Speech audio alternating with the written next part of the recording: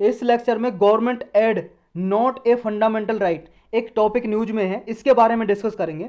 Recently देखो supreme court ने ये रूलिंग पास की है कि गवर्नमेंट एड, एड का मतलब होता है हेल्प, सहायता, असिस्टेंस, या गवर्नमेंट कोई फाइनेंशियल एड देती है मतलब वित्तीय सहायता किसी गवर्नमेंट स्कूल को जो माइनॉरिटी चला रही है उसको सहायता देती है, ये सब गवर्नमेंट एड में आ जाते हैं। तो किसी भी इंस्टीट्यूशन को, कॉलेज को या फिर स्कूल को कुछ भी पॉलिसी द्वारा पॉलिसी बनाई है कोई और गवर्नमेंट ने फ़ायदा पहुंचाया या नहीं पहुंचाया, या किसी इंस्टीट्यूशन को गवर्नमेंट की एड देनी है नहीं देनी, ये गवर्नमेंट के हाथ में है। तो ये किसी भी इंस्टीट्यूशन का फंडामेंटल राइट नहीं है, मौलिक अधिकार नहीं है। वो गवर्नमेंट को क्या है,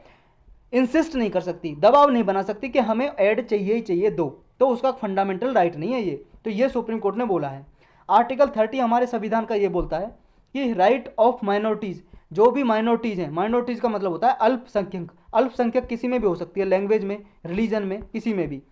जैसे मान लो हम अपने इंडिया की बात करें तो हमारे इंडिया में जो रिलीजन के आधार पर देखें तो हिंदू धर्म के लोग 50% से ज़्यादा हैं, तो सिर्फ एक कम्युनिटी मेजॉरिटी में है क्योंकि 50% से ज़्यादा पॉपुलेशन है। बाकी जितनी भी कम्युनिटी आती हैं, हमारे इंडिया में 6 कम्युनिटीज़ को माइनॉरिटी डिक्लेयर किया हुआ है। जैसे सिख हैं, ईसाई हैं, मुस्लिम हैं, जैन हैं, बौद्ध है, पारसी है, ये 6 कम्युनिटी माइनॉरिटीज़ में आती हैं। तो ये माइनॉरिटीज कम्युनिटीज जो भी हैं उन्हें पूरा अधिकार है आर्टिकल 30 के अंदर कि वो अपना एजुकेशनल इंस्टीट्यूशन एस्टेब्लिश कर सकती हैं, बना सकती हैं और उसे एडमिनिस्टर कर सकती हैं, उसके लिए अपने रूल्स रेगुलेशन खुद बना सकती हैं, लेकिन subject to on restriction being reasonable. लेकिन इन पर रेस्ट्रिक्शन लगाई जा सकती है अगर कोई रीजनेबल, कोई रीजन हो, रीजनेबल तरीके से लगाई जा सकती है। लेकिन aid not a fundamental right, ये सुप्रीम कोर्ट ने बोला है कि चाहे देखो इंस्टीट्यूशन चला जा रहा हो मेजोरिटी के द्वारा, कोई मेजोरिटी कम्युनिटी चला रही है, मान लो कोई स्कूल को, कॉलेज को, या कोई माइनॉरिटी कम्युनिटी चला रही है, तो ये फंडामेंटल राइट नहीं है क्योंकि दोनों के लिए इक्वली फॉलो कर सकते हैं रूल्स। गवर्नमेंट चाहे तो दोनों के लिए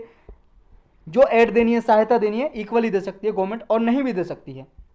ये बोला है। रीजन क्या है, रीजन ये है, देखो गवर्नमेंट जो एड है वो पॉलिसी डिसीजन है। गवर्नमेंट का जो एड देने का, सहायता देने का जो फैक्टर है भाई साहब, कई सारे फैक्टर पर डिपेंड करता है कि गवर्नमेंट देखती है पहले तो इंस्टीट्यूशन का इंटरेस्ट क्या है, और फिर देखते हैं गवर्नमेंट की एबिलिटी है या नहीं है, यानी कि फाइनेंशियल कॉन्स्टेंट आते हैं गवर्नमेंट के सामने कि गवर्नमेंट के पास पैसा है उसे सहायता देने के लिए, क्या फाइनेंशियल सहायता कर सकती है, क्या डेफिशिएंसी है फंड की अभी गवर्नमेंट के पास, ये सब कुछ देखते हुए देती है। तो ये फंडामेंटल राइट नहीं है कि गवर्नमेंट के पास पैसा नहीं है आप जिद करो नहीं मुझे तो पैसा दो, ये कोई फंडामेंटल राइट नहीं है। तो ये आपको याद रखना है इसमें। अभी जो विदड्रॉल ऑफ एड है ये क्या है, देखो अगर गवर्नमेंट चाहे तो, विदड्रॉल का मतलब होता है वापस लेना, जो सहायता दी है, जो पैसे दिए वापस ले लेगा। जैसे मान लो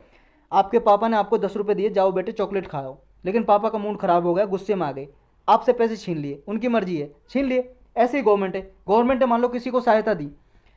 गवर्नमेंट ने पॉलिसी बनाई कि भाई साहब मेरे पास तो पैसे की कमी थी, मैंने आपको 10,000 करोड़ रुपए दे दिए, मेरे तो पैसे वापस कर दो, तो गवर्नमेंट के पास पूरा डिसीजन है, वो विदड्रॉ कर सकती है जो पहले दी है, और इंस्टीट्यूशन इसे क्वेश्चन भी नहीं कर सकता। कहे ना तो किसी कोर्ट में जाके, ना तो इसे किसी कोर्ट में जाके, ना ही कहीं पे जाके क्वेश्चन नहीं कर सकता, उसके पास कोई राइट नहीं है कि वो कहे कि मेरा अधिकार है सहायता लेने का, ऐसे नहीं बोल सकता। अगर गवर्नमेंट अपना पैसा वापस लेना चाहे तो ले सकती है, इंस्टीट्यूशन के पास कोई पावर नहीं है कि उसे क्वेश्चन कर सके और मना कर सके। अगर इंस्टीट्यूशन मान लो एक्सेप्ट नहीं करना चाहता गवर्नमेंट एड, और वो कंप्लाई, जो कंडीशन है उन कंडीशन से कंप्लाई नहीं करना चाहता, या वो चाहता है कि मैं जो एड गवर्नमेंट दे रही है उसको, एड को नहीं लेना चाहता, तो वो मना कर सकता है, एड ना लेने से मना कर सकता है। लेकिन ये नहीं है कि वो एड लेने के लिए जिद कर सकता है, ये उसका राइट नहीं है। लेकिन एड ना ले, सहायता ना ले गवर्नमेंट से, ये मना कर सकता है वो, और अपने तरीके से वो चलाना चाहता है चला सकता है। लेकिन देखो वो ये नहीं कह सकता कि उसकी खुद की टर्म पे गवर्नमेंट एड दे, ग्रांट दे उसे, इंस्टीट्यूशन को, ये उसे अलाउ नहीं है ये कहना। तो आर्टिकल 30 में और क्या क्या है हमारे जो संविधान में दिया हुआ आर्टिकल 30 अनुच्छेद 30, देखो इसका क्लाउज 1 कहता है कि जितनी भी माइनॉरिटीज कम्युनिटी हैं, चाहे धर्म के आधार पे चाहे भाषा के आधार पे, देखो हमारे संविधान में 2 तरह की माइनॉरिटीज को रिकॉग्नाइज किया है। देखो रिकॉग्नाइज वर्ड आपको याद रखना, पहचान दी हुई है, लेकिन डिफाइन नहीं किया हुआ, ये दोनों वर्ड अलग अलग हैं, परिभाषित नहीं किया हुआ, डिफाइन नहीं किया हुआ कि कौन कौन माइनॉरिटी है, ये डिफाइन नहीं किया हुआ, सिर्फ रिकॉग्नाइज किया हुआ है, पहचान दी हुई है कि धर्म के आधार पे और भाषा के आधार पर, रिलीजन और लैंग्वेज के आधार पे माइनॉरिटीज को रिकॉग्नाइज किया हुआ है। तो इनको पूरा अधिकार है माइनॉरिटीज को कि अपने धर्म और रिलीजन को प्रोटेक्ट करने के लिए ये अपना एजुकेशनल इंस्टीट्यूशन अपने चॉइस का बना सकती हैं, एस्टेब्लिश कर सकती हैं। और आर्टिकल 30A क्लाउज 1 सब क्लाउज ए ये बोलता है कि जो भी इनकी प्रॉपर्टी एक्वायर की जाएगी माइनॉरिटीज़ की, तो वो क्या है, जब भी प्रॉपर्टी एक्वायर की जाएगी तो इनका जो अमाउंट है वो फिक्स किया जाएगा। कितनी अमाउंट का मतलब है कितने पैसे में खरीदा जाए, ये फिक्स किया जाएगा इंस्टीट्यूशन का। और आर्टिकल 30 क्लाउज 2 ये बोलता है जब भी गवर्नमेंट क्या है लैंग्वेज या रिलीजन के आधार पर कोई माइनॉरिटी इंस्टीट्यूशन बना हुआ है और उसको वो खरीदना चाहता है तो वो पैसे भी देगा कि ताकि ये आर्टिकल 30 क्लाउज 1 और सब क्लाउज ए में दिया हुआ है कि जब भी प्रॉपर्टी खरीदेगा ऐसा ना हो कि उसकी प्रॉपर्टी के कम दाम दे,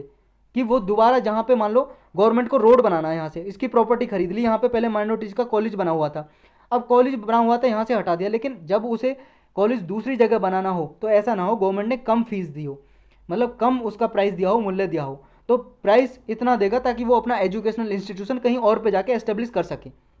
और आर्टिकल 30 सब क्लाउज 2 ये बोलता है कि गवर्नमेंट क्या है डिस्क्रिमिनेट नहीं करेगा, ना तो लैंग्वेज और रिलीजन के आधार पे किसी भी माइनॉरिटी को मान लो ऐड देना है, सहायता देनी है गवर्नमेंट को। ऐसा नहीं है कि एक माइनॉरिटी को तो आप दे रहे हो, मान लो सिख कम्युनिटी को आप ज़्यादा दे रहे हो, मुस्लिम कम्युनिटी को कम दे रहे हो, ऐसा डिस्क्रिमिनेशन नहीं करेगा। ये आर्टिकल 30 क्लाउज 2 बोलता है कि इक्वली सबको इक्वली देगा, जब भी गवर्नमेंट सहायता देगी तो सबको इक्वली देगा। तो यही था बस इस लेक्चर में।